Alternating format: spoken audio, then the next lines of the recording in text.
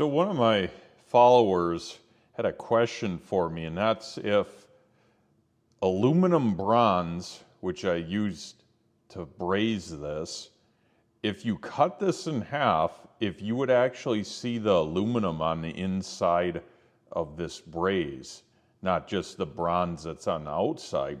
And my answer to that was, yeah, I do believe that you would see an aluminum color inside of here because it is aluminum bronze, and the bronze essentially is what sticks to this plate and aluminum remains on the inside. So that's what we're going to test and see. Such a pretty weld when you look at this, or braze. Hate to cut this in half, but for the sake of science, I will.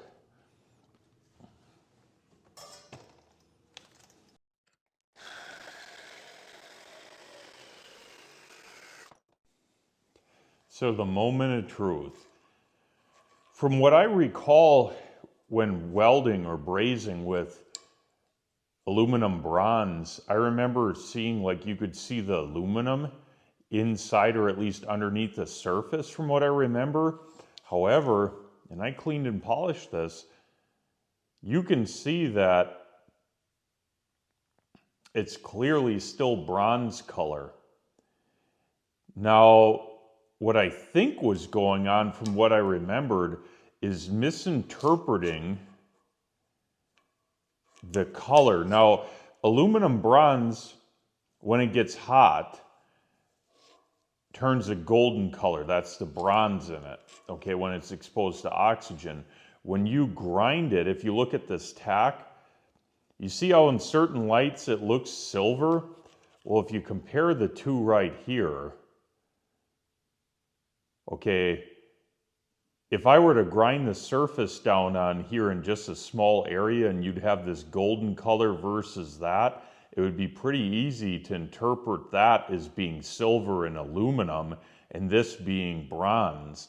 So I think what was going on is I likely just misinterpreted what I saw, because based on this actual cut, which I've never really done before, it just seems to be, how do you call it, a mixture, an alloy that's all consistent from the surface through, other than the surface has oxides on it.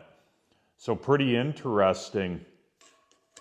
And even to show you what I'm talking about, let me just touch this with an angle grinder.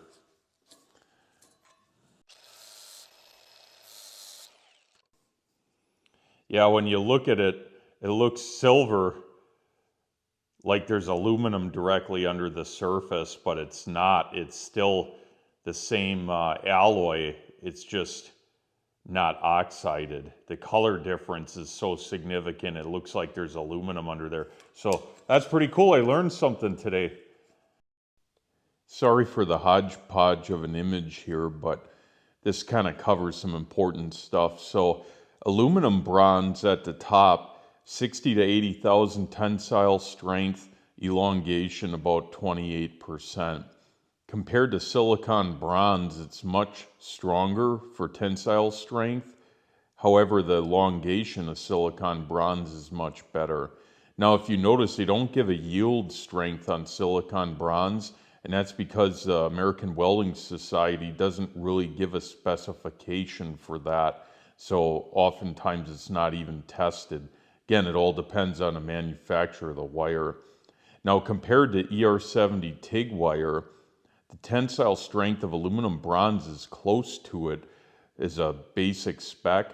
However, the yield strength is nowhere near it. And not only that, the elongation is actually a little bit better on aluminum bronze versus the mild steel wire. Keep in mind, even though aluminum bronze and ER70 are somewhat close in specifications, you have to remember that brazing does not have any penetration. So with no penetration in the root, your joint is going to be weaker, like on a fillet weld or even a lap weld. Even though the wire itself, the braze, is close to the strength, when you do bend tests and fatigue testing, they're not the same. Not to mention, who knows how well brazing will handle high vibration or high heat. Like the heat could be an issue as well. So it's not a replacement for mild steel wire, but in a lot of cases, especially with aluminum bronze, it can produce a joint that's strong enough to hold things together. And that's kind of why you started to see that aluminum bronze, silicon bronze being used on bicycles to hold frame tubes together, because it is strong enough to do that.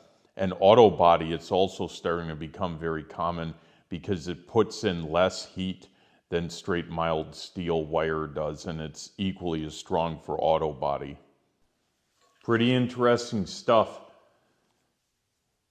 Aluminum bronze is definitely strong enough to do a lot of projects, but for anything that obviously needs strength, I wouldn't really pick it, or silicon bronze, either one of them. So stick with your standard mild steel TIG wire for most things, but for ornamental work, works great. Like I actually brazed a couple things together just for the look of the gold weld or braze per se, because it looks cool. And it does put far less heat into something than welding. I mean, even though this braze right here was done at somewhere around 100 to 120 amps, so fairly high, but being that there's no penetration on the inside of it, here, and I'll get this to focus for you guys. There's no penetration on it. The heat input still was overall less than what it would take to do a weld. And like I said, I can't say it enough, I really like the way this stuff looks. Looks like solid gold or something. So anyways, I hope you enjoyed the video, hope you learned something, and I will catch you guys around. Thanks.